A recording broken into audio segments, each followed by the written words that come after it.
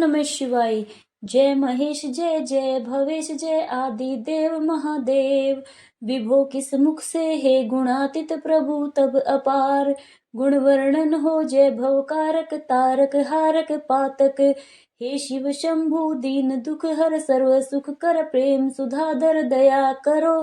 पार लगा दो भव सागर से बनकर करुणाधार। हरे पार पार्वती पति हर हर शंभु पाही पाही दातार हरे। ओम नमो पार्वती पति हर हर महादेव। आप सभी को महाशिवरात्रि की हार्दिक शुभकामनाएं। एक बार देवी पार्वती जी ने भोलेनाथ से पूछा, हे प्रभु, कौन सा व्रत आपके भक्तों को सर्वोत्तम भक्ति और पुण्य प्रदान कर सकता है। तब भोले शंकर ने स्वयं इस पवित्र महाशिवरात्रि के विषय में देवी पार्वती जी को बताया था। उन्होंने कहा कि फाल्गुन मास में कृष्ण पक्ष की चतुर्दशी की रात्रि मुझे प्रसन्न करती है।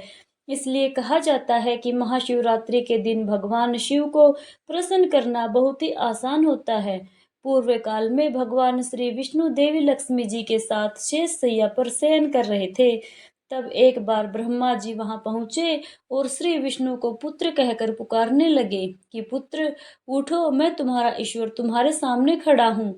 यह सुनकर श्री विष्णु जी को क्रोध आ गया। फिर भी शांत रहते हुए वे बोले, पुत्र तुम्हारा कल्याण हो, कहो अपने पिता के पास कैसे आना हुआ। यह सुनकर ब्रह्मा जी कहने लगे, मैं तुम्हारा रक्षक हूँ, सारे जगत का पिता मैं हूँ, सारा जगत मुझ में ही निवास करता है। तुम मेरी नाभि कमल से प्रकट होकर मुझसे ऐसी बातें कर रहे हो। इस प्रकार दोनों में विवाद होने लगा। तब वे दोनों अपने को प्रभु कहते कहते एक दूसरे के साथ युद्ध करने को तैयार हो गए। हंस और गरुड़ पर बैठे दोनों परस्पर युद्ध करने लगे। ब्रह्मा जी के वक्ष स्थल में श्री विष्णु जी ने अनेकों अस्त्र शस्त्रों का प्रहार करके उन्हें व्याकुल कर दिया।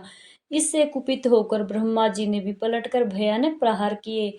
उनके पारस्परिक आघातों से देवताओं में हलचल मच गई।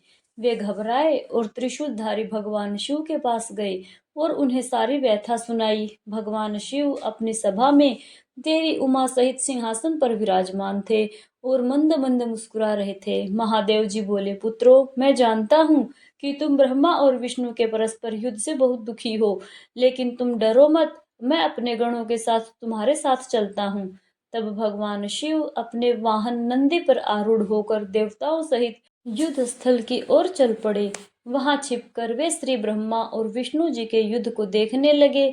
जब उन्हें यह ज्ञात हुआ कि वे दोनों एक दूसरे को मारने की इच्छा से माहेश्वर और पाशुपात अस्त्रों का प्रयोग करने जा रहे हैं, तो वे युद्ध को शांत करने के लिए महाअग्नि के समान एक स्तंभ के रूप में श्री ब्रह्मा और विष्णु जी के मध्य खड़े हो गए। महाअग्नि के प्रकट होते ही दोनों के अस्त्र स्वयं ही शांत हो गए। अस्त्रों को शांत होते देखकर ब्रह्मा और विष्णु जी कहने लगे, इस अग्नि स्वरूप स्तंभ के बारे में हमें जानकारी करनी चाहिए। दोनों ने ही उसकी परीक्षा लेने का निर्णय किया। भगवान विष्णु ने शुक्र रूप धारण किया और उसको देखने के लिए नीचे धरती लोक में चल दिए। ब्रह्मा जी हंस का रूप धारण करके ऊपर की ओर चल पड़े। पाताल में बहुत नीचे जाने पर भी श्री विष्णु को स्तंभ का अंत नहीं मिला। अंततः वे वापस चले आए और ब्रह्मा जी ने आकाश में जाकर केतकी का पुष्प देखा। वे उस पुष्प को लेकर श्री विष्णु जी के पास आए। श्री विष्णु जी ने उनके चरण पकड़ लिए। ब्रह्मा जी के छल को देखकर तब भगवान शिव तुरंत प्रकट हुए। श्री विष्णु जी की महानता से शिव जी प्रसन्न होकर बोले, हे विष्णु, आप सत्य बोलते हैं, अतः मैं आपको अपनी समानता का अधिकार देता हूँ। महादेव जी ब्रह्मा जी के छल पर अत्यंत क्रोधित हुए। तब उन्होंने अपने त्रिनेत्र से भैरव को प्रकट किया और उन्हें आज्ञा दी कि वह तलवार से ब्रह्मा जी को दंड दे। आज्ञा पाते ही भैरव ने ब्रह्मा जी के केश पकड़कर उनका पांचवा सिर काट दिया।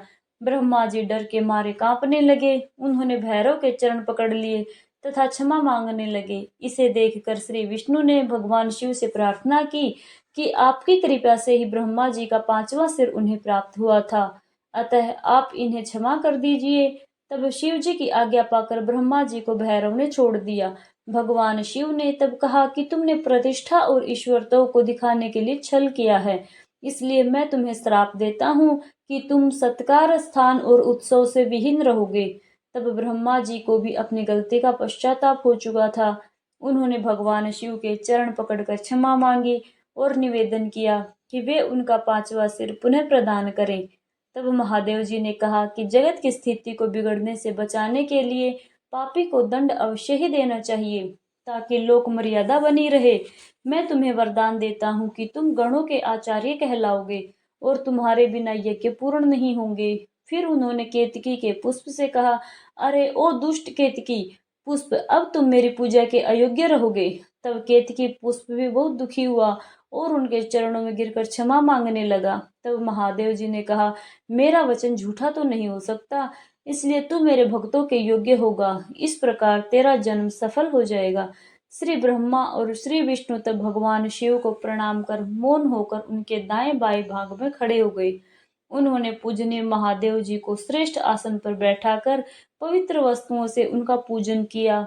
हार, नूपुर, केयूर, किरीट, मणिमय कुंडल, यज्ञोपवीत, उत्तरी वस्त्र, पुष्पमाला, रेशमी वस्त्रहार, मुद्रिका, पुष्प, तांबूल, कपूर, चंदन और अगु का अनूप, धूप, दीप, श्वेत छत्र, व्यंजन, ध्वजा, चवर तथा अनेक दिव्य उपहारों द्वारा जिनका वैभव वाणी और मन की पहुंच से परे था, जो केवल परमात्मा के योग्य थे, उनसे श्री ब्रह्मा और श्री विष्णु ने अपने स्वामी महेश्वर का पूजन किया।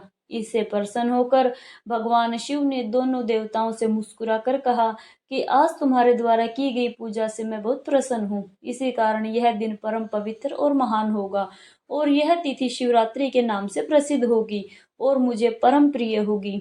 इस दिन जो मनुष्य मेरे लिंग अर्थात निराकार रूप की या मेरी मूर्ति अर्थात साकार रूप की दिन रात निराहार रहकर अपनी शक्ति के अनुसार निश्चल भाव से यथोचित पूजन करेगा, वही मेरा परम प्रिय भक्त होगा।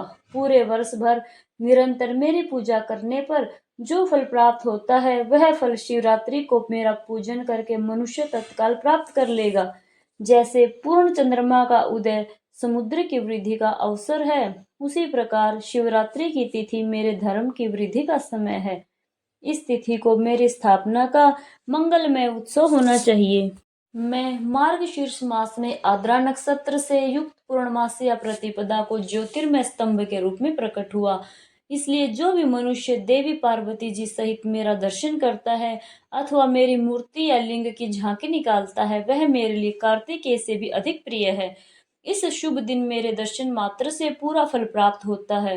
यदि दर्शन के साथ मेरा पूजन भी किया जाए तो इतना अधिक फल प्राप्त होता है कि वाणी द्वारा उसका वर्णन भी नहीं किया जा सकता।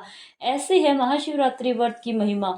आइए अब हम सभी श्रद्धा के साथ शिवरात्रि व्रत की दूसरी कथा भी सुनते हैं। पूर्व समय में चित्रभानु नामक एक शिकारी था। जानवरों की हत्या करके वह अपने परिवार को पाला करता था। वह एक साहूकार का कर्जदार था, लेकिन उसका ऋण समय पर चुका नहीं सका। इसलिए क्रोधित होकर साहूकार ने शिकारी को शिव मठ में बंदी बना लिया। संयोग से उस दिन शिवरात्रि थी। शिकारी ध्यान मग्न होकर शिव संबंधी धार्मिक बातें सुनता रहा। चतुर्दशी को उसने शिवरात्रि व्रत की कथा भी सुनी। शाम होते ही साहूकार ने उसे अपने पास बुलाया और ऋण चुकाने के विषय में बात की। शिकारी अगले दिन सारा ऋण चुका देने का वचन देकर बंधन से छूट गया। अपनी दैनिक चर्या की तरह वह जंगल में शिकार के लिए निकला, लेकिन दिन भर बंदी गृह में रहने के कारण वह भूख और प्यास से अति व्याकुल था। शिकार खोजता हुआ वह जंगल में बहुत दूर निकल गया। जब अंधकार हो गया तब उसने विचार किया कि अब तो रात जंगल में ही बितानी पड़ेगी। तब वह वन में एक तालाब के किनारे एक बेल के पेड़ पर चढ़कर रात बिताने का इंतजार करने लगा। बेल वृक्ष के नीचे शिवलिंग था, जो कि बिल्व पत्रों से ढका हुआ था। शिकारी को इस बात का पता ही नहीं चला। पड़ाव बनाते समय उसने जो टहनियां तोड़ी वे संयोग से शिवलिंग पर गिरती चली गई। इस प्रकार दिन भर भूखे प्यासे शिकारी का व्रत भी हो गया और शिवलिंग पर अनायास से बिल्व पत्र भी चढ़ गए।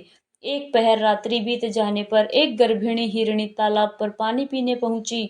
शिकारी ने धनुष पर तीर चढ़ाकर जैसे ही प्रत्यंचा खींची, हिरणी बोली, मैं गर्भिणी हूँ, शीघ्र ही बच्चे को जन्म देने वाली हूँ।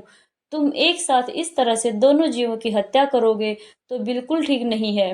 मैं बच्चे को जन्म देकर जल्दी ही तुम्हारे सामने प्रस्तुत हो जाऊंगी, तब तुम मुझे मार लेना। शिकारी ने गर्भिणी हिरणी की पुकार सुनकर प्रत्यंचा ढीली कर दी और हिरणी जंगली झाड़ियों में गायब हो गई। इधर प्रत्यंचा चढ़ाने और ढीली करने के समय कुछ बिल्व पत्र अनायास ही टूटकर शिवलिंग पर गिर गए। इस प्रकार शिकारी से अनजाने में ही प्रथम प्रहर का पूजन भी संपन्न हो गया। कुछ ही देर बाद एक और हिरणी उधर से निकली। शिकारी की प्रसन्नता का ठिकाना ना रहा। समीप आने पर उसने धनुष पर बाण चढ़ाया। तब उसे देखकर हिरणी ने विनम्रता पूर्वक निवेदन किया, हे शिकारी, मैं थोड़ी देर पहले ही ऋतु से निवृत्त हुई हूँ। कामातुर वीरहिरणी हूँ मैं, और अपने प्रिय की खोज में भटक रही हूँ। मैं अपने पति से मिलकर शीघ्र ही तुम्हारे पास आ जाऊंगी। तुम तो मुझे मार लेना। शिकारी ने उसे भी जाने दिया। 2 बार शिकार को खोकर अब उसका माथा ठनका और वह चिंता में पड़ गया। रात्रि का आखिरी पहर बीत रहा था। इस बार भी धनुष से लगकर कुछ बेलपत्र शिवलिंग पर जा गिरे तथा दूसरी पहर की पूजा भी अनजाने में ही संपन्न हो गई। तभी एक अन्य हिरणी अपने बच्चों के साथ उधर से निकली। शिकारी के लिए यह स्वर्णिम अवसर था। उसने धनुष पर तीर चढ़ाने में बिल्कुल भी देर न लगाई और वह उन पर तीर छोड़ने ही वाला था कि हिरणी बोल उठी, हे शिकारी, मैं इन बच्चों को इनके पिता के हवाले करके लौट आऊंगी। इस समय मुझे मत मारो। शिकारी सुनकर हंसा और बोला, सामने आए शिकार को छोड़ दूं? मैं ऐसा मूर्ख नहीं। इससे पहले भी मैं 2 बार अपना शिकार खो चुका हूँ और मेरे बच्चे भी तो भूख प्यास से व्याकुल हो रहे होंगे। उत्तर में हिरणी ने फिर कहा, जैसे तुम्हें अपने बच्चों की ममता सता रही है, ठीक वैसे ही मुझे भी। इसलिए हे शिकारी, मेरा विश्वास करो, मैं इन्हें इनके पिता के पास छोड़कर तुरंत लौटने की प्रतिज्ञा करती हूँ। हिरणी का दुख भरा स्वर सुनकर शिकारी को उस पर दया आ गई। उसने उस हिरणी को भी जाने दिया। इधर शिकार के अभाव में तथा दिन भर भूख प्यास से व्याकुल शिकारी अनजाने में ही बेल वृक्ष पर बैठा बेलपत्र तोड़ तोड़ कर नीचे फेंकता जा रहा था। पव फटने को हुई तो एक हष्ट पुष्ट मृग उसी रास्ते पर आया। अब की बार तो शिकारी ने सोच लिया था कि चाहे कुछ भी हो जाए, वह अब तो अपना शिकार अवश्य करेगा। इधर शिकारी की तनि प्रत्यंचा देखकर वह हिरण विनीत स्वर में बोल उठा, हे शिकारी, यदि तुमने मुझसे पहले आने वाली 3 हिरणियों और उसके छोटे छोटे बच्चों को मार डाला है, तो मुझे भी मारने में बिल्कुल देर मत करो, ताकि मुझे उनके वियोग में एक क्षण का भी दुख सहन ना करना पड़े, क्योंकि मैं उन हिरनियों का पति हूँ। और अगर तुमने उन्हें जीवन दान दिया है, तो कृपया मुझे भी कुछ क्षण का जीवन देने की कृपा करो। मैं उनसे मिलकर तुम्हारे सामने जल्द ही उपस्थित हो जाऊंगा। हिरण की यह बात सुनते ही शिकारी के सामने पूरी रात का घटना चक्र घूम गया। उसने सारी कथा उस हिरण को सुना दी। तब हिरण ने कहा, मेरी तीनों पत्नियां जिस प्रकार प्रतिज्ञा करके यहाँ से गई हैं, मेरी मृत्यु होने से वे अपने धर्म का पालन नहीं कर पाएंगी। इसलिए हे शिकारी, जैसे तुमने उन्हें विश्वास पात्र मानकर छोड़ा है, वैसे ही मुझे भी जाने दो, और मैं उन सब के साथ तुम्हारे सामने शीघ्र ही उपस्थित हो जाऊंगा। मैं तुम्हें वचन देता हूँ। उसकी बात सुनकर शिकारी ने उसे भी जाने दिया। इस प्रकार प्रातः हो आई। इस प्रकार उपवास, रात्रि जागरण तथा शिवलिंग पर बेलपत्र चढ़ने से अनजाने में ही शिवरात्रि की पूजा भी पूर्ण हो गई। पर अनजाने में ही की हुई पूजा का परिणाम उसे तत्काल मिल गया और उस शिकारी का हिंसक हृदय निर्मल हो गया। उसमें करुणा भर गई, भगवत भक्ति का वास हो गया और थोड़ी ही देर बाद वह हिरण पूरे परिवार के सहित उस शिकारी के सामने उपस्थित हो गया, ताकि वह उनका शिकार कर सके। किंतु जंगली पशुओं की ऐसी सत्यता, सात्विकता और सामूहिक प्रेम भावना देखकर अब शिकारी को बड़ी आत्मग्लानि हुई और उसने उस मृग परिवार को जीवन दान दे दिया। अनजाने में शिवरात्रि के व्रत का पालन करने पर भी शिकारी को मोक्ष की प्राप्ति हुई। और जब मृत्यु काल में यमदूत उसके प्राणों को ले जाने आए, तब शिव गणों ने उन्हें वापस भेज दिया तथा शिकारी को वे सम्मान सहित अपने शिवलोक में ले गए। और भगवान शिव की कृपा से ही अपने इस जन्म में वह राजा चित्रभानु अपने पिछले जन्म को याद रख पाए तथा महाशिवरात्रि के महत्व को जानकर उसका अगले जन्म में भी पालन कर पाए। हर साल ही भोले भंडारी के भक्त धार्मिक स्थलों से गंगा जल से भरी कावड़ लेकर पैदल यात्रा करके अपने अपने घर वापस लौटते हैं। इसी सफर को कावड़ यात्रा कहा जाता है। ऐसे ही भोलेनाथ के एक भक्त भोलाराम ने सावन महीने के पहले सप्ताह हरिद्वार से जल लेकर बाबा विश्वनाथ वाराणसी की तरफ पैदल यात्रा करने का निश्चय किया। यह कावड़ यात्रा आज तक की सबसे लंबी दूरी की यात्रा बनने वाली थी। भोला राम के इस ऐलान से आसपास के गांव में खलबली मच गई, क्योंकि भोला राम शारीरिक तौर पर बहुत ज्यादा मजबूत नहीं था। कमजोर तो था, लेकिन फिर भी उसने इतना बड़ा संकल्प कर लिया कि जहाँ बड़े-बड़े बलशाली भी घुटने टेक देते हैं। जब भोलाराम के परिवार वालों को यह बात पता चली, तो उन्होंने उसे समझाने की बहुत कोशिश की कि तुम्हारे बस की बात नहीं है, इतनी लंबी दूरी की पैदल यात्रा करना। तुम अपने संकल्प को तोड़ दो। लेकिन भोलाराम का संकल्प अटूट था। उसने ठान लिया था कि अब उसका साथ चाहे कोई दे या ना दे, वो तो कावड़ लेकर ही आएगा। भोला राम की कावड़ को सजाने के लिए गांव के बहुत सारे लोग वहां पर आ गए। सभी भोला राम का उत्साह बढ़ाने लगे। हालांकि भोला राम को अपने भोले भंडारी पर पूर्ण विश्वास था, इसलिए तो वह इस विश्वास के आधार पर ही कावड़ यात्रा के संकल्प को छोटा ही समझ रहा था। दरअसल वो पहली बार महाकाल की कावड़ यात्रा में हिस्सा लेने जा रहा था और उसे इस बात का बिल्कुल भी अंदाजा नहीं था कि इस सफर में उसके सामने कितनी मुसीबतें आने वाली हैं।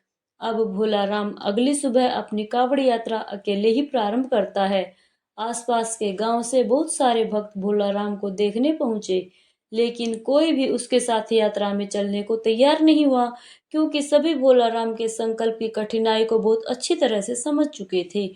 भोला राम अब धीरे धीरे कदम बढ़ाने लगा। भोला राम की कावड़ बहुत भारी थी, जो उसके शारीरिक वजन से भी ज्यादा थी। अब वह कुछ ही दूर पैदल चला था कि महाकाल ने उसकी परीक्षा लेनी शुरू कर दी। भोला राम की कावड़ से धीरे धीरे पानी टपकने लगा। भोला राम पानी की मटकियों को चेक करने लगा, तो उसे एक मटकी में छोटा सा नन्हा सा छेद दिखाई दिया। उसने उस छेद को बंद करने की बहुत कोशिश की, लेकिन उसके पास ऐसी कोई भी वस्तु नहीं थी कि वो उस पानी की धार को रोक सके। अब कुछ भी हो, वह तो भोलेनाथ का नाम लेकर आगे बढ़ने लगा। अचानक उसे रास्ते में एक मजदूर दिखाई दिया, जो सड़क बनाने के काम में लगा हुआ था और वह आग के पास खड़ा होकर डामर गर्म कर रहा था। भोलेनाथ को एक उपाय सूझा। वह मजदूर के पास जाकर थोड़ा सा डामर लेकर मटकी के छेद में लगाने लगा और डामर के लगाते ही पानी टपकना बंद हो गया। भोलाराम उस मजदूर को धन्यवाद देते हुए आगे बढ़ गया। अब समस्या का समाधान हुआ, तो भोलेराम का उत्साह दोगुना हो गया। अब उसकी यात्रा की जो गति थी वह भी बढ़ चुकी थी। उसके अंदर एक नया उत्साह आ चुका था। चलते चलते लगभग 4 घंटे बीते। 4 घंटे की यात्रा होते ही भोलेराम बहुत थक गया और सड़क के किनारे एक पेड़ की ठंडी छांव में बैठ गया। भोलाराम अपने साथ कुछ खाने पीने की सामग्री भी रख कर लाया था, जिसे निकाल कर वह खाने लगा। खाने के बाद उसे बहुत थकान हुई, तो नींद आ गई और वह पेड़ से टिक कर सो गया। उसी सड़क से दो राहगीर गुजर रहे थे। अचानक उनकी नजर भोलेराम पर पड़ी। वह पेड़ से टिका हुआ सो रहा था और उसके बगल में एक थैला और कावड़ भी रखी हुई थी। तो वे दोनों राहगीर दरअसल आदतन अपराधी थे। राह चलते लोगों को लूटना उनका काम था। भोलाराम का थैला चोरी करने के विचार से दोनों उसकी तरफ दबे पांव बढ़ने लगे। फिर उन्होंने भोलाराम के थैले में जो कुछ पैसे और उसकी यात्रा में काम आने वाली जरूरी वस्तुएं रखी थी, उस वस्तुओं से भरा हुआ थैला उठाया। लेकिन दहशत से उनके पांव कांपने लगे, क्योंकि थैला उठाते ही भोलाराम के सर के ऊपर एक बहुत बड़ा विशालकाय सांप फन फैलाए खड़ा हो गया। इतने भयानक सांप को देखकर वह दोनों लुटेरे थैला वहीं छोड़कर दबे पांव भाग गए। भोलाराम को सोते हुए इधर पूरी रात बीत गई। उसे इस घटना की भनक तक नहीं लगी और अगली सुबह जब उसने उठकर देखा, तो उसका थैला थोड़ी दूर पर पड़ा हुआ था। तो उसे सब समझ में आया कि शायद किसी ने उस थैले को चुराने की कोशिश की थी। लेकिन उसे आश्चर्य हुआ कि चोरों ने थैला क्यों छोड़ दिया। बिना कोई भी सामान चोरी किए वह सब कुछ ऐसे ही क्यों छोड़कर चले गए। तब भोलाराम ने तुरंत अपने थैले में सामान देखना शुरू किया। उसे सारा सामान ऐसे ही थैले के अंदर मिला, कुछ भी गायब नहीं था। तो फिर उसके बाद वह निश्चिंत होकर अपनी नित्य क्रिया करके कावड़ यात्रा पुनः प्रारंभ कर देता है और भोलाराम को महाकाल की यात्रा में आनंद आने लगा। पैदल ही चल रहा था, बस रास्ते भर भोलेनाथ को याद करता हुआ भजन गीत गाते हुए, गुनगुनाते हुए वो अपनी कावड़ यात्रा को शुरू कर रहा था। भोलाराम को रास्ते में कावड़ ले जाते देख बहुत सारे श्रद्धालु खाने पीने की वस्तुएं और उसे पैसे आदि भेंट करने लगे। भोलाराम को इस तरह सफर करते हुए 8 दिन बीत चुके थे और अभी तक उसने केवल आधा ही सफर तय किया था। रास्ते भर बारिश की बूंदें भोला राम को थकान का एहसास नहीं होने दे रही थी। अभी तक तो भोला राम को सफर में कोई खास परेशानी का सामना नहीं करना पड़ा, लेकिन अब उसकी मुसीबत बढ़ने वाली थी, क्योंकि जो बारिश धीरे धीरे बरस रही थी अब वह तेज होने वाली थी, और यहाँ नदियों का जलस्तर भी बढ़ रहा था। और अभी भोला राम को पैदल चलते हुए रास्ते में कई नदी नाले पार करने थे। भोला राम शारीरिक रूप से कमजोर जरूर था, लेकिन उसके हौसले बुलंद थे। महाकाल की भक्ति ने उसे ऐसी हिम्मत, ऐसा साहस दिया कि वह अपनी कावड़ यात्रा को बिना किसी बाधा के, बिना किसी विघ्न रुकावट के पार करता जा रहा था। आगे बढ़ता जा रहा था। अचानक भोला राम को लोगों की भीड़ दिखाई दी, तो उसने पास जाकर देखा तो हैरान रह गया, क्योंकि नदी का जो पुल था वह टूट चुका था, और आगे जाने का जो एकमात्र रास्ता था अब वह भी बंद हो चुका था। और जब तक पानी सामान्य स्तर से कम नहीं हो जाता, तब तक उस रास्ते को पार करना नामुमकिन था। भोला राम मन में विश्वास लेकर, भोलेनाथ का आसरा लेकर, कावड़ लेकर सड़क पर ही बैठ गया और फिर पानी नीचे उतरने का इंतजार करने लगा। उसे बैठे 4 घंटे हुए कि अचानक एक एम्बुलेंस आकर खड़ी हो गई। एम्बुलेंस के अंदर एक मंत्री को ले जाया जा रहा था, लेकिन पुल टूटने के कारण उस एम्बुलेंस को भी वहां पर रुकना पड़ा। लेकिन जैसे ही मंत्री के काफिले को पुल टूटने की खबर मिली, तो उन्होंने मंत्री के लिए हेलीकॉप्टर भेज दिया, और हेलीकॉप्टर पहुंचते ही मंत्री जी के साथ साथ वहां बैठे लोगों को भी नदी के उस पार जाने का मौका मिल गया। और उन्हीं लोगों के बीच में था भोला राम, जो अपनी कांवर लेकर हेलीकॉप्टर में बैठ गया और नदी पार कर ली। भोला राम मन ही मन भगवान को धन्यवाद करने लगा, और उसने अपना सफर जारी रखा। कुछ दूर आगे चलने के बाद भोला राम को गांव के किनारे पहाड़ी के ऊपर एक छोटा सा मंदिर दिखाई पड़ा। उसने सोचा, चलो उस मंदिर में दर्शन करके आते हैं। तो वह अपनी कावड़ कंधे पर उठाए मंदिर की तरफ जाने लगा। मंदिर थोड़ा ऊंचाई पर था, उसे ऊपर चढ़ने में परेशानी हो रही थी, लेकिन भोला राम पेड़ की शाखाएं पकड़कर मंदिर के द्वार तक किसी भी तरह पहुंच ही गया। और फिर अपनी कावड़ को मंदिर के बाहर रखकर उसने मंदिर के अंदर प्रवेश किया। अंदर पहुंचते ही उसे एक साधु ध्यान में बैठे हुए दिखाई दिए। भोला राम की आहट से उनकी आंखें खुल गई। वो भोला राम को उसके नाम से बुलाते हुए कहने लगे, भोला राम, लाओ पानी मुझे दे दो, मुझे बहुत जोर से प्यास लगी है। अब यह बात सुनकर भोला राम को बड़ा आश्चर्य हुआ कि यह साधु उसका नाम कैसे जानते हैं। फिर कहने लगा, मैं मटके में जल लाया हूँ। और भोला राम तुरंत साधु के सामने हाथ जोड़कर खड़ा हो गया। कहने लगा, बाबा, आप तो अंतर्यामी लग रहे हैं। आप तो सब कुछ जानते हैं कि मैं कावड़ के लिए पवित्र जल लेकर जा रहा हूँ, जिसे मैं अपने भोलेनाथ को अर्पित करूंगा। और अगर मैंने यह आपको दे दिया तो मेरे पास वहां ले जाने के लिए कुछ भी नहीं बचेगा। और वैसे भी बाबा, रास्ते में बहुत सारा जल तो गिर चुका है। मैं क्षमा चाहूंगा, मैं आपको जल नहीं दे सकता। ऐसा कहकर भोला राम मंदिर से बाहर आ गया और अपनी कावड़ लेकर पहाड़ के नीचे उतर गया। भोला राम कच्चे रास्ते से आगे बढ़ने लगा। थोड़ी ही दूर पर उसे एक गांव दिखाई दिया। जैसे ही वह उस गांव के नजदीक पहुंचा, वहां पर कुछ लोग बैठे हुए दिखाई दिए। सभी भोला राम को कावड़ ले जाते देख उसके पास पहुंच गए। गांव के लोग अब भोला राम को खाने पीने की वस्तुएं भेंट करने लगे, लेकिन भोलाराम ने उन्हें सबको रोक दिया। कहने लगा, अगर आप मुझे कुछ देना ही चाहते हैं तो पीछे वहां पहाड़ी पर एक मंदिर है। वहां पर एक साधु बाबा भूखे प्यासे बैठे हैं। कृपया करके आप यह सारी सामग्री उनके पास भिजवा दीजिए। गांव के लोग भोलाराम को हैरान होकर देखने लगे। कहने लगे, अरे भैया, यहाँ तो कोई पहाड़ी नहीं है, यह पूरा इलाका तो जंगली है, और यहाँ पेड़ पौधे के अलावा आपको कुछ भी दिखाई नहीं देगा। जरूर आपको कोई भ्रम हुआ होगा। सुनकर भोलाराम तो सोच में पड़ गया। फिर थोड़ी देर सोचने के बाद कहने लगा, मैं दावे के साथ कह सकता हूँ, यहाँ पहाड़ी में एक मंदिर है। आप सभी मेरे साथ चलिए, मैं आपको दिखाता हूँ अभी। और फिर भोलाराम सभी को लेकर पहाड़ी को खोजते हुए चलने लगा, लेकिन उसे कुछ दूर आते ही एहसास होने लगा कि वह गलत रास्ते पर जा रहा है, क्योंकि बहुत देर चलने के बाद उसे वह पहाड़ी दिखाई नहीं दे रही थी, और यह रास्ता भी उसके लिए अनजाना सा लग रहा था। तो वह गांव वालों से तुरंत कहने लगा कि आपके गांव में आने वाला कोई और दूसरा रास्ता भी है क्या? तो गांव वालों ने मना कर दिया। अब सारे गांव वाले भोलाराम को समझाने लगे कि आप भ्रमित नहीं हो। अरे भैया, ना तो यहाँ पर कोई पहाड़ी है और ना ही कोई मंदिर है। और इसके अलावा यहाँ पर कोई साधु भूखा प्यासा भी नहीं बैठा है। एक काम करो, आप अपनी कावड़ यात्रा पुनः प्रारंभ करो। अभी आपका सफर लंबा है, थकान के कारण शायद आपको ऐसा आभास हो रहा होगा। भोलाराम वही घुटने के बल बैठ गया और हाथ जोड़कर महाकाल का आह्वान करने जोर जोर से रोने लगा। रो रो कर कहने लगा, महाकाल, मैं आपको पहचान नहीं पाया, कृपया मुझे दर्शन दीजिए। मैं जानता हूँ भोलेनाथ कि साधु के वेश में आप ही थे। मैं आपके लिए जल लाया हूँ प्रभु, और मैं आपको जल पिलाए बिना यहाँ से नहीं जाने वाला। और कुछ ही देर में भोलाराम के सामने से बड़े बड़े पेड़ों के पीछे अचानक पहाड़ी में मंदिर नजर आने लगा। गांव के सभी लोग उस मंदिर को देखकर हैरान रह गए। मंदिर दिखते ही भोलाराम कावड़ लेकर दौड़ पड़ा और दोबारा उसी मंदिर में प्रवेश कर गया। गांव के लोग पहाड़ी के नीचे खड़े होकर भोलेनाथ की यह सारी महिमा देख रहे थे।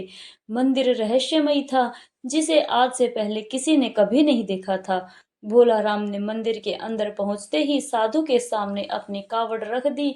तब साधु ने भोलाराम से कहा, अब मेरे मस्तक पे जल डालो। और जैसे ही भोलाराम मटके से साधु के सिर पे जल डालता है, अचानक उसके सामने का सारा दृश्य बदल जाता है और वह वाराणसी की गंगा नदी के किनारे पहुंच चुका होता है। उसे कुछ समझ में ही नहीं आया, क्योंकि अभी यहाँ तक पहुंचने के लिए उसे 5 दिन का सफर और तय करना था, लेकिन वह तो सफर पलक झपकते ही पूरा हो चुका था। भोलेनाथ की इस महिमा को वह समझ चुका था। यह जानकर भोलेराम की आंखों में आंसू आ गए और वह गंगा नदी के किनारे भोलेनाथ के ध्यान में बैठ गया। भोलाराम की कावड़ यात्रा स्वयं महाकाल ने संपन्न की थी और उसकी कावड़ यात्रा पूरी होते ही भोलेनाथ की यह अद्भुत गाथा भी समाप्त होती है। ओम जय शिव ओमकारा, भज जय शिव ओमकारा, ब्रह्मा विष्णु सदा शिव अर्धांगी धारा। ओम जय शिव ओमकारा, एकानन चतुरानन पंचानन राजे, हंसानन गरुड़ासन वृषवाहन साजे। ओम जय शिव ओमकारा, दो भुज चार चतुर्भुज दस भुज अति सोहे, त्रिगुण रूप निरखते त्रिभुवन जन मोहे। ओम जय शिव ओमकारा, अक्षमाला वनमाला मुंडमाला धारी, त्रिपुरारी कंसारी करमाला धारी। ओम जय शिव ओमकारा, श्वेतांबर पीतांबर बाघंबर अंगे, सनकादिक ब्रह्मादिक भूतादिक संगे। ओम जय शिव ओमकारा, कर के मध्य कमंडल चक्र त्रिशूल धरता, सुख करता दुख हरता जग पालन करता।